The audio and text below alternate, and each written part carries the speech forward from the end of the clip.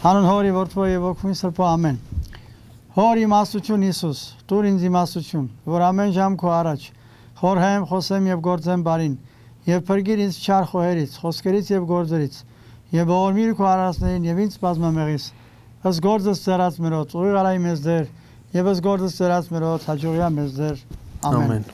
Ողջույն մեր սիրելի ժողովրդին, սկսում ենք քրիստոնեական դասերակցություն հաղորդաշարը շարունակելով բժշկություններ եւ հրաշքներ շարքից, որ Հիսուս իր ամբողջ 3 տարվա ընթացքում կատարեց, մենք այսօր նորից շարունակում ենք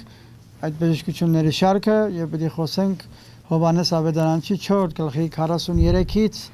54 համարները, որտեղ վերնագրված է Բարձրաստիճան պաշտոնատարի որդու բժշկումը։ Հիմա ես այս մասը Ավետարանի կկարդամ, որ հետո մեր մեկնաբանությունները կփորձենք դες տալ իմանաք թե ինչ է նշանակում այս բժշկությունը, որ Քրիստոս կատարեց։ Եվ 2 օր հետո նա ելավ այնտեղից եւ գնաց Գալիլեա,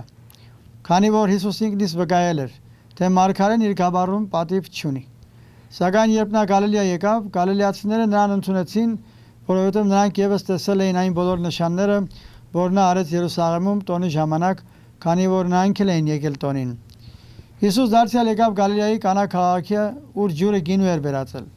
Պալատական մի պաշտոնատար կար, որի որդին հիվանդ էր Կափառնայումում։ Երբ նա լսեց, թե Հիսուս Հրեաստանից Գալիլեա է եկել, եկավ նրա մոտ եւ աղաչում էր, որ Կափառնայում իջնի ու իր որդուն բժշկի, քանի որ մերձի մահ էր։ Հիսուս նրան ասաց. «Եթե նշաններ եւ զարմանալի գործեր չտեսնեք, չեք հավատում»։ Պաշտոնատարը նրան ասաց. «Տեր, իջիր, քանի դեռ իմ որդին չի մեռել»։ Հիսուս նրան ասաց. «Գնա, քո որդին կենդանի է»։ Եվ մարդը հավատաց Հիսուսի ասած խոսքին ու գնաց։ Եվ մինչդեռ նա իջնում էր, նրա ծառաները ընդառաջ ելան նրան, ավետից տվեցին եւ ասացին, թե նրա տղան կենդանի է։ Նա հարցրեց նրանց, թե որ ժամին ապաքինվեց։ Նրան ասացին. 3 հետ միջօրեի ժամը 1-ին ջերմը նրան թողեց։ Հայրը գիտակցեց, որ այդ ժամին էր, երբ Հիսուս նրան ասաց, քո որդին կենդանի է։ Եվ հավատաց ինքը ու իր ամբողջ ընտանիքը։ Այս դարձյալ երկրորդ նշանն է, որ արեց Հիսուս Հրեաստանից Գալիլեա գալուց հետո։ Այս էր Ավետարանի այդ բաժինը 4 գլխի 43-ից մինչև 54 համարները, որտեղ խոսում էր այս բժշկության մասին։ Հայք սրանից առաջ մենք կարծեմ մի այսպիսի նմանատիպ մի բժշկության մասին խոսել էինք, հարուրապետի ծառայի բժշկությունը։ Ինչ տարբերություն կար սա եւ ասենք այդ նրա միջև, այսինքն ինչ է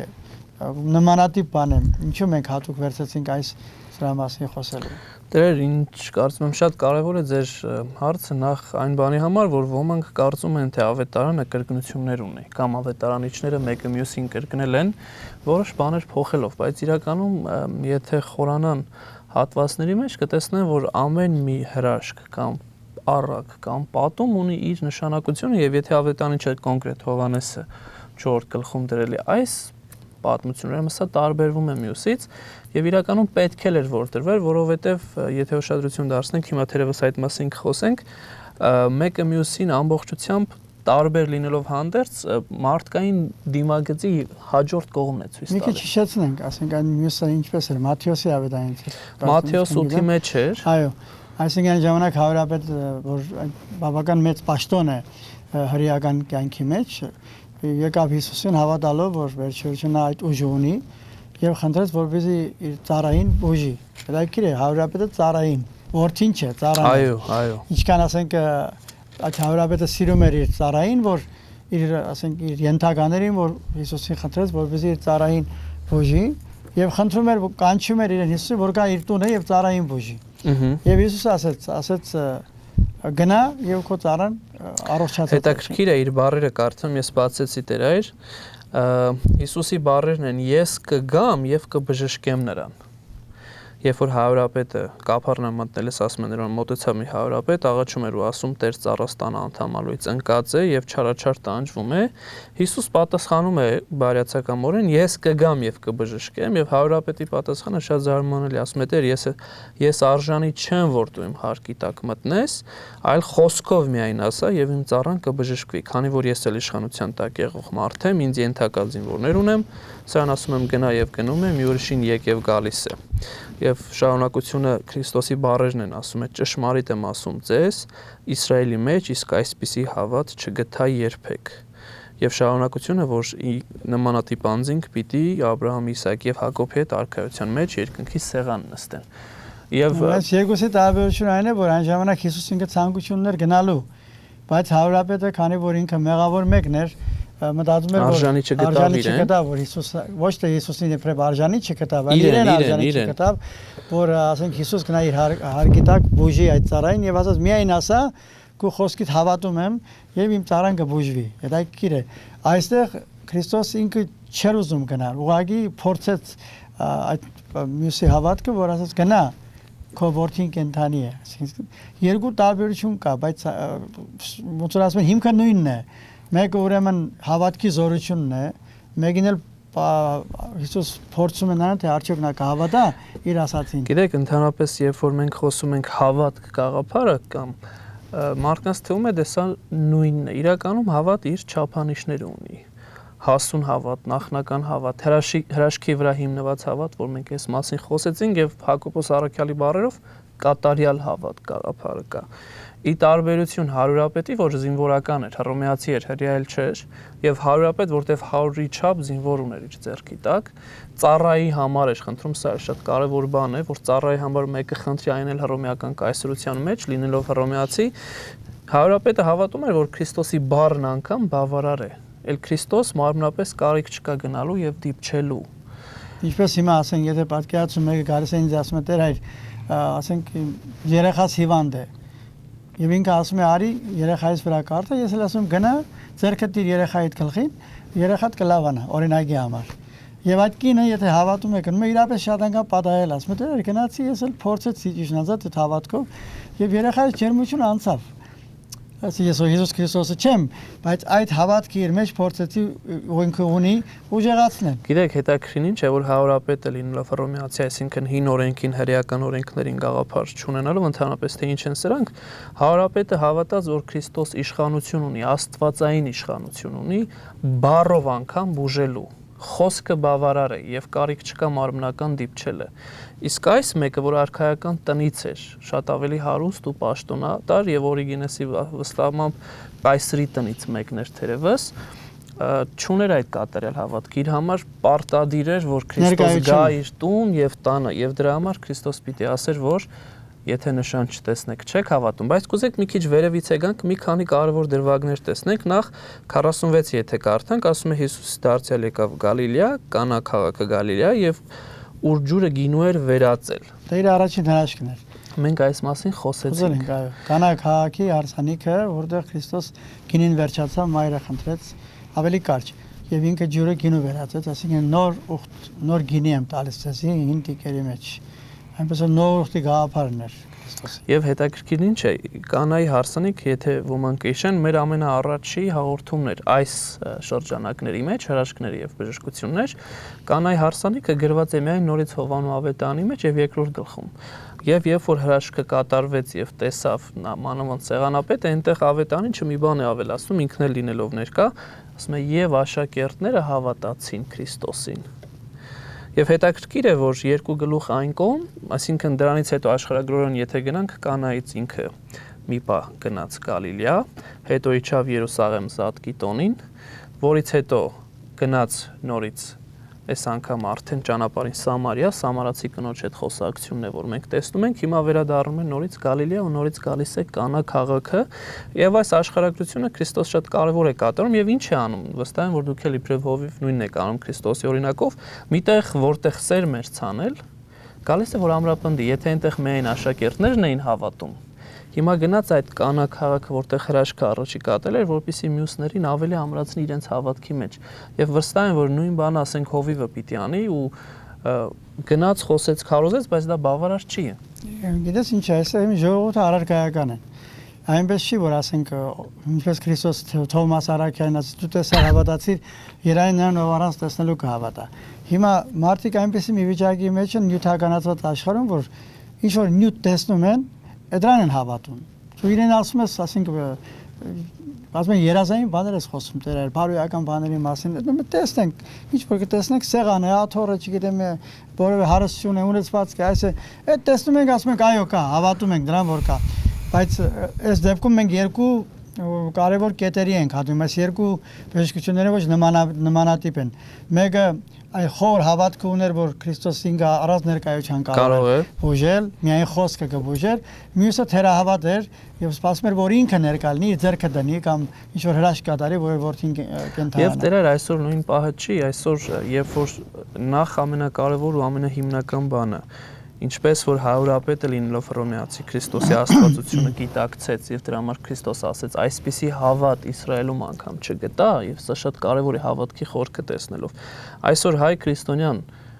շատ թերանում է իր ճշմարիտ ուսուցման մեջ ամենակարևոր բանը մոռանալով Քրիստոս ճշմարիտ Աստված է Սուրբ Երրորդության գաղափարը Քրիստոսին միայն մարմնապես մի գիտակ մի տեսեք որովհետեւ եթե այդպես տեսնում եք իրենց համար Քրիստոս եղավ գնաց Քրիստոս միշտ ներկա է մեր կյանքում նույն բaragան է ասենք օրինակ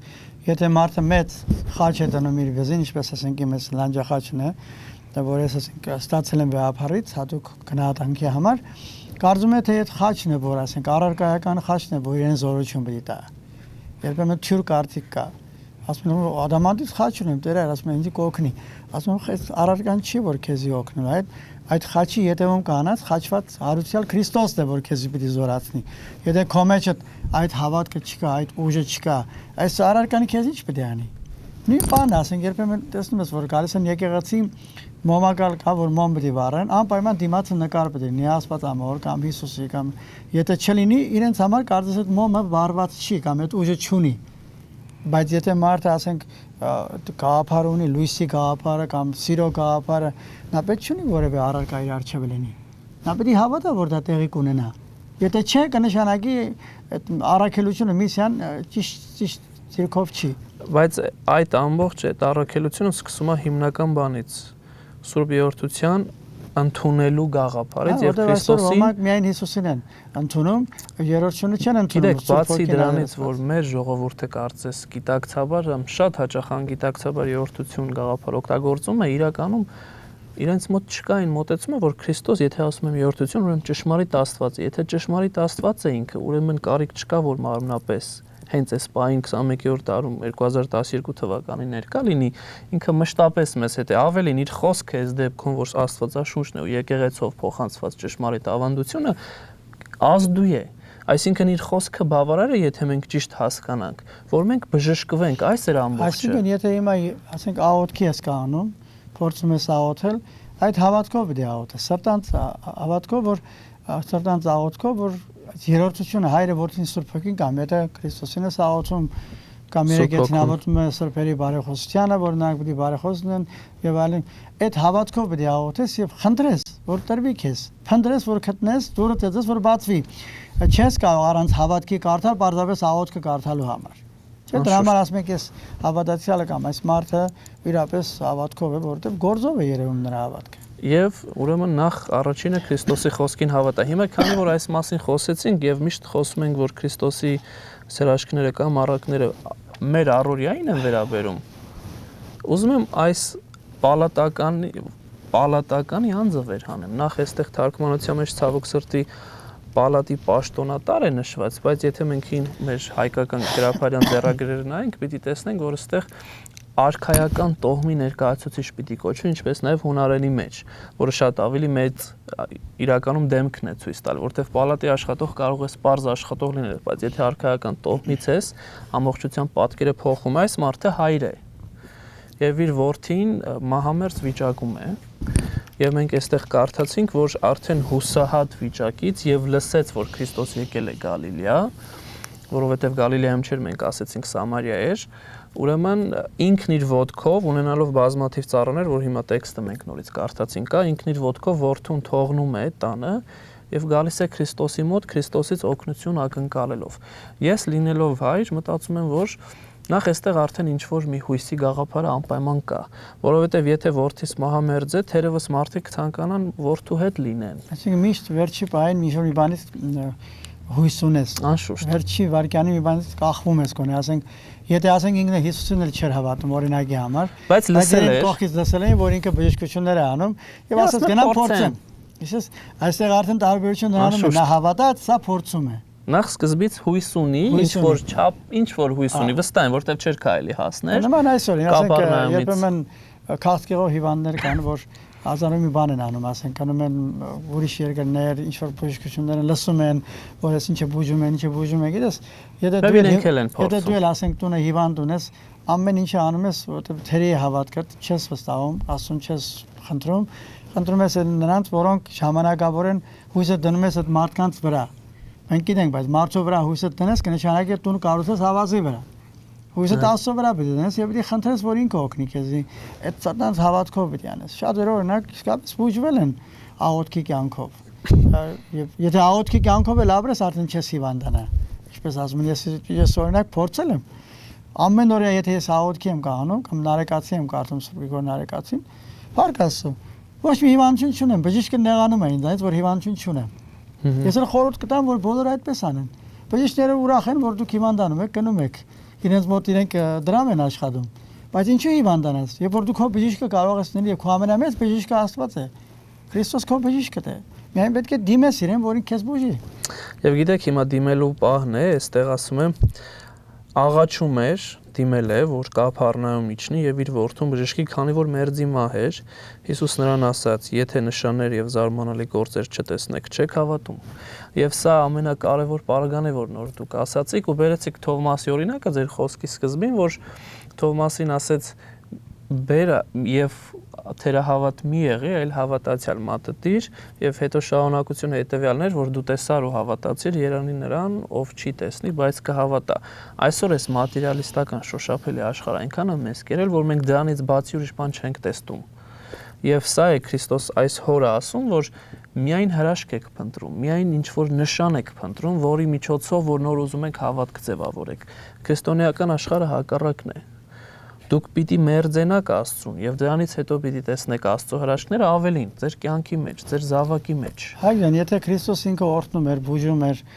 ինչ որ քույրերի աչքերներ բացում կամ այդ ընտանիքին օրհնում էր, նա ասում է, օրինակ ես երբեմն գնում եմ տուն օրհնելու կամ ինչ որ մի աշխատատեղի օրհնելու, ես այդ տունը չեմ օրհնում եմ տան բնակիչներին, որովհետեւ խելքը նրանցն է, տան մեջի առարկաները խելք չունեն։ Մենք օրհնում ենք ջուրը, աղը, հացը եւ